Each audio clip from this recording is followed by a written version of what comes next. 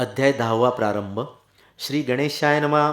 हे अरूपा अव्यया पूर्ण ब्रह्मा पंढरीराया सज्जनांच्या विसावया मजला परते लोटू नको.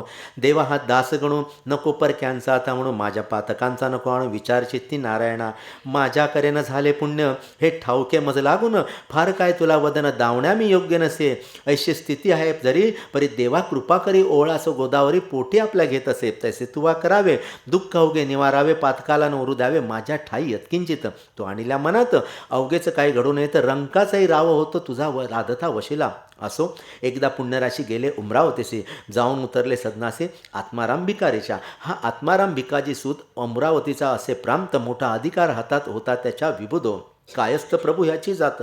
हा संतांचा प्रेमी अमित सदाचार संपन्न गृहस्थाश्रमी वर्तत असे. त्याच्या घरी समर्थ गेले ते त्याने सांग पूजिले मंगल स्नान घातले उष्णदकाने गजानना. उठणी नाना प्रकारची अंगा लावली साची वृत्ती आनंदले त्याची संत सहवासे ते धवा. करवती कांठी उमरेडचा धोतर जोडा नेसविला साचा भाली केशरी गंधाचा भव्य तिलक लावला असे. कंठा माझे पुष्पहार नैवेद्य ते नाना प्रकार दक्षिणेचे 100 रुपये त्याने ठेवले. धूप दीप आरती झाली पुष्पांजली समर्पिली दर्शना लागी दाटी झाली उमरावतीच्या लोकांशी. प्रत्येका ऐसे वाटावे समर्थ आपल्या घरी न्यावे यथा सांग करावे पूजन त्यांचं येण्यारीती. इच्छा ऐसी भोवतान झाली परी थोडक्यांची मनीषा पुरली. सदने पाऊल लागण्या बली पुण्य पाहिजे बलवत्तर. ते ज्यांच्यापाशी होते समर्थ गेले तेथे तेथे काकी साधू सावगे कळते अंतर्ज्ञाने करून. गणेश श्रीकृष्ण खापर्डे उमरावतीचे गृहस्थ पडे वकिली तर ज्यांच्यापुढे ढीग रुपयांचे पडते की दादासाहेब ह्यांप्रत म्हणत होते वराडता. हा सज्जन भाविक अत्यंत ब्राह्मण शुक्ल यजुर्वेदी. त्याने विनंती करिता खरी महाराज गेले त्याच्या घरी. ते झाली ह्याच परी समर्थांची पूजा होय. गणेश आप्पा म्हणून होता लिंगायत वाणी चंद्राबाई कामिनी त्याची परम भाविक असे. ती बोलली पतीला हा साधू पाहिजे नेला कसे करून घराला पहा विनंती करून. आपले निष्पाप असल्यामुळे ह्याच्या आगमने करून होईल आपलं पवित्र सदन भाविकांचा देव असे. गणेशाप्पा म्हणे तिला वेड लागले आहे तुला हा सदनी साधू न्यावाला वशिला पाहिजे बलवत्तर. पाक खापर्ड्या लागून हा साधू न्याव्या सदनी शर्म पडले ते आण ध्यानी उगा हट्ट असा धरू नको. चंद्राबाई म्हणे नाथा हे न पटे माझ्या चित्ता सांगे माझी मनोदेवता सदनी साधू येतील. तुम्ही करावं त्यांना नुसती सदने येण्यास विनंती गरिबावरी असते प्रीती समचांतीची विशेष. परी आप्पा बोलेना छाती त्याची होईना बोलवावयासी निज सदना श्री गजानन साधूचे. महाराज बदले अखेर गणेश आप्पाचा धरून कर तुझे किती आहे सदन दूर तेवढे सांग मला. तुझ्या सदनी वाटते यावे काही वेळ बसावे अरे चित्ती असेल ते बोलावे भिडन धरता कवणाची. ऐसे महाराज बोलता गणेश आप्पाच्या चित्ता हर्ष झाला तत्वता तोन शब्द बोलवे. समर्थांस नेऊन सदनी पूजा केली उभे त्याने आपला संसार त्यांच्या चरणी अर्पण केला तात्काळ. असो ऐशा पूजा अमित झाल्या उमरावतीत.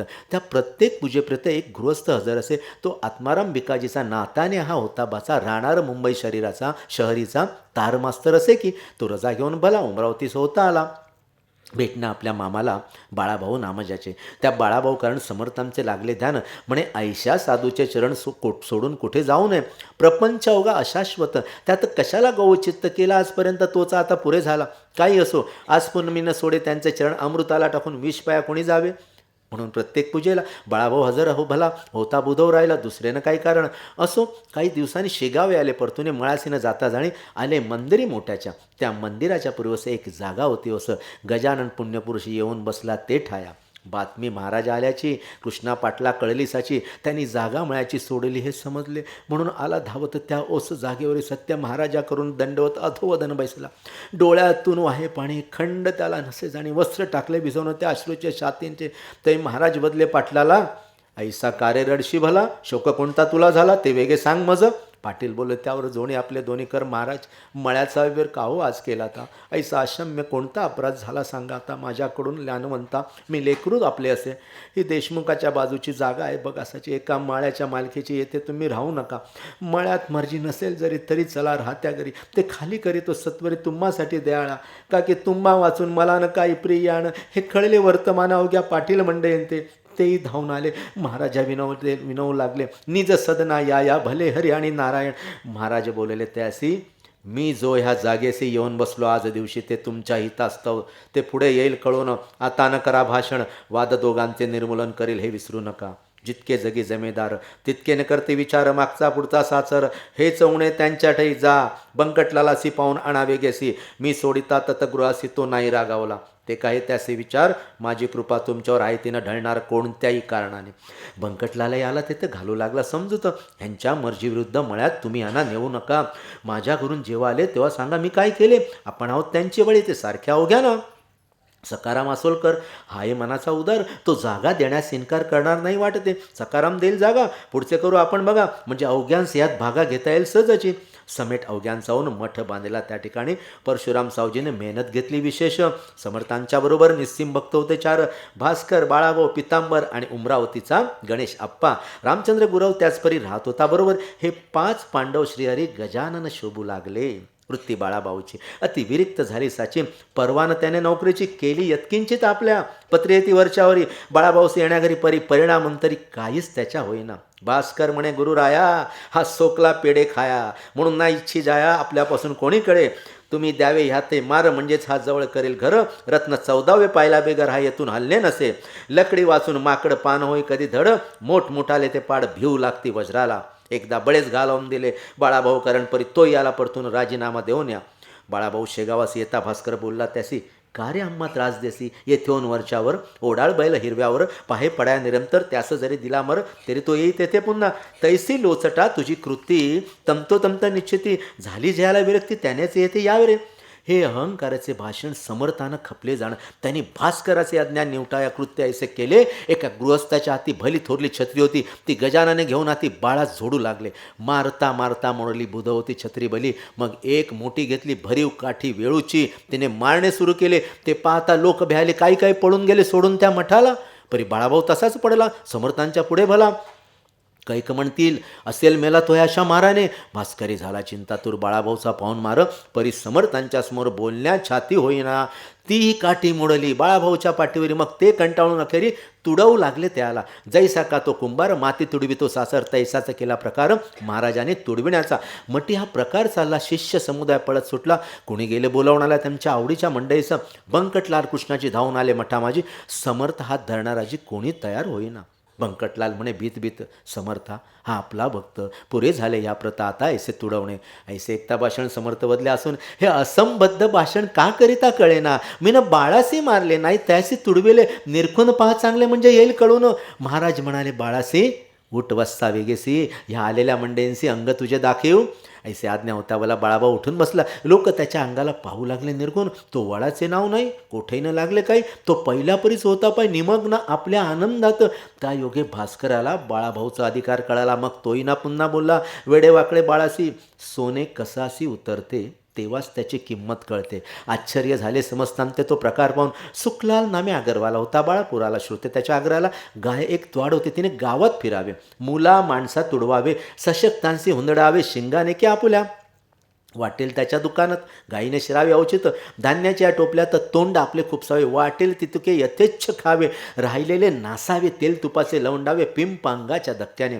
घरी बांधून ठेविता चराटे तोडी हा हा म्हणता, साखळीसे आणि लघुता बांधता त्या गायीने. ते गाय नव्हे वाघीण. बाळापुरा कारण लोक गेले कंटाळून, त्रास सोसीचा तियेचा. गाभण मुळीच होईना, कास कधीच करीना, कोंडून ठेविता राहीना घरामाजी कोठेही. लोक म्हणते सुखलालाला, दे खाटकास या गाईला किंवा मारून टाक तिला, तूच गोळी घालून.